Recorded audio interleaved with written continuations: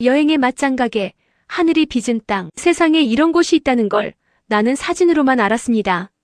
아바타의 배경이 된 그 산, 구름 위로 솟은 기둥바위들, 유리절벽 위를 걷는 사람들, 설마 진짜 저럴까? 반신반의하며 짐을 쌌던 게 엊그제 같은데 그 의심은 장각의 땅을 밟은 첫 순간 산산이 부서졌습니다.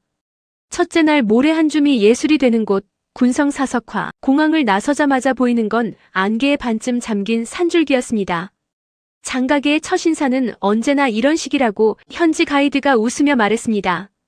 여기선 구름이 산 아래에 있습니다. 첫 목적지는 군성사석화. 그런데 이곳 자연 풍경이 아니었습니다. 1963년생 토가족 출신의 화가 이군성이 만든 예술 갤러리입니다. 그의 이야기가 먼저 나를 사로잡았습니다.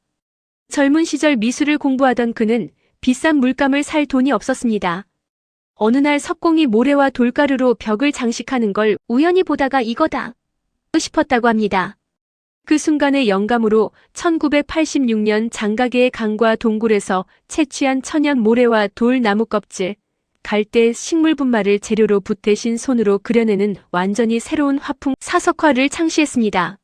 완성된 작품들은 그냥 그림이 아니었습니다.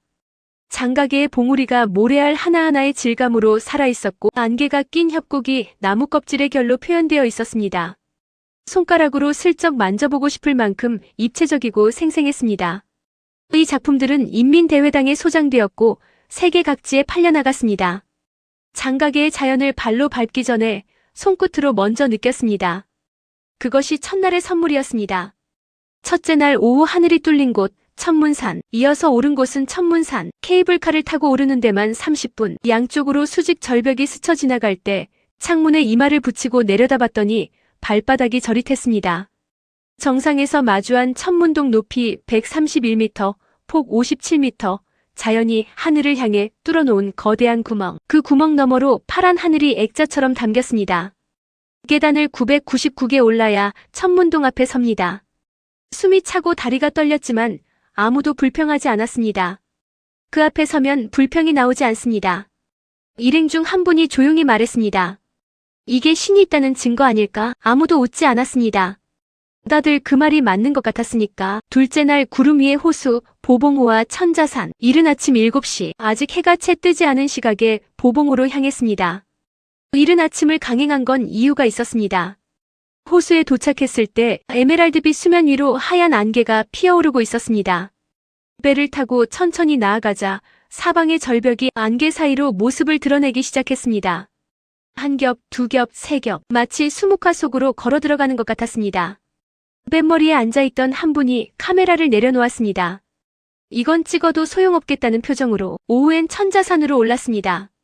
심리화랑 심리에 걸쳐 펼쳐진 그림 같은 능선을 따라 걸으면서 나는 자꾸 한 생각을 했습니다.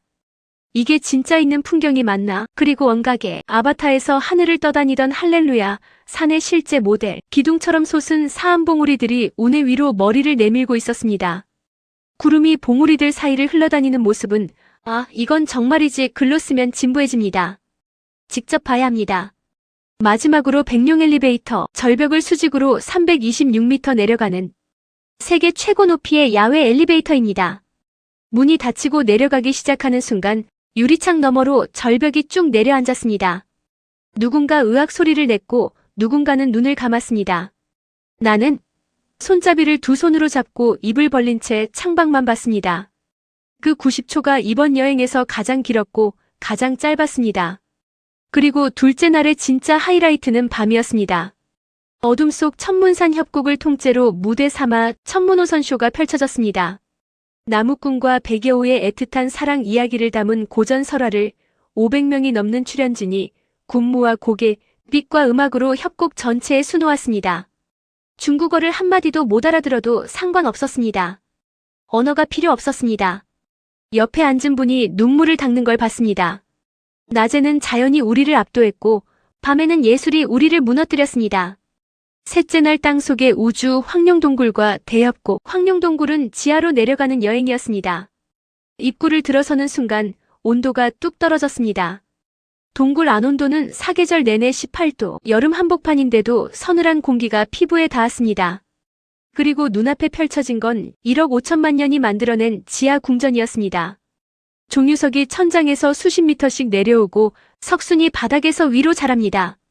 두 개가 만나 하나의 기둥이 되기까지 걸리는 시간은 수천만 년. 우리가 그 앞에서 셔터를 누르는 0.1초가 얼마나 찰나인지를 그 공간은 말없이 알려줬습니다. 동굴 안지하 호수에서 배를 타고 지나올 때는 다들 말소리를 낮췄습니다. 그 공간이 주는 경외감이 자연스럽게 목소리를 죽였습니다. 오후엔 협곡 위를 가로지르는 유리 다리 위에 섰습니다. 발밑이 훤히 들여다보이는 강화유리, 그 아래 300m 협곡 바닥으로 흰 물줄기가 흐릅니다. 첫 발을 내디딜 때 다리가 떨렸습니다. 진짜로 무섭냐고 옆 사람이 물었습니다. 무섭긴 한데 나는 솔직하게 대답했습니다. 근데 이상하게 계속 내려다보게 돼. 그게 장각이었습니다.